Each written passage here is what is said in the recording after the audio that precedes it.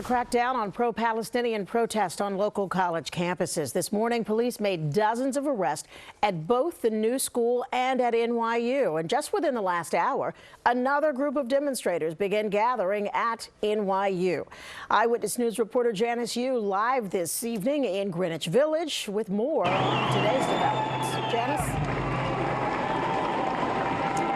Hi there, Sandra. I'm sure you can hear the crowd behind me. There are hundreds of protesters gathered outside of NYU. Take a look. I mean, obviously they are upset about the university's decision to call in the NYPD and clear out the encampment earlier today.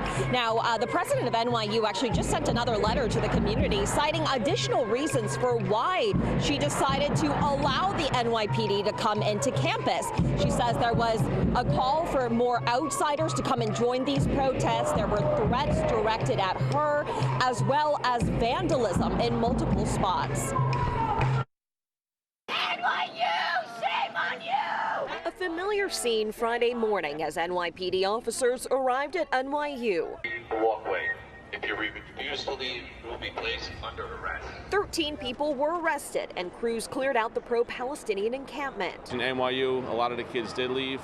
And the kids that wanted to get arrested, the second option was, it's just going to be summons, please don't resist. Just a short time later, officers entered the new school, where pro-Palestinian protesters have been set up for the last 12 days. Here, 43 people were arrested.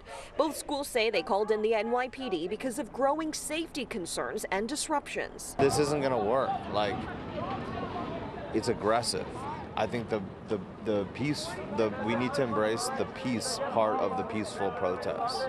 These requests come just days after City College and Columbia University also called in the NYPD, resulting in hundreds of arrests. And it's because of this, Columbia is now being investigated by the Department of Education over allegations of discrimination against Palestinian students and supporters. Meantime, the NYPD facing questions over how a sergeant's gun was fired as he and others were breaching and clearing out Hamilton Hall on Columbia's campus. The lighter gun, according to officials, was fired as the sergeant moved it from one hand to another.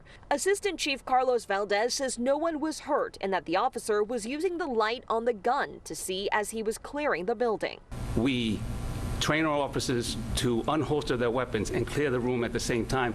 We are equipped with those lighted guns, so it frees up our hands in case something else may come upon to us.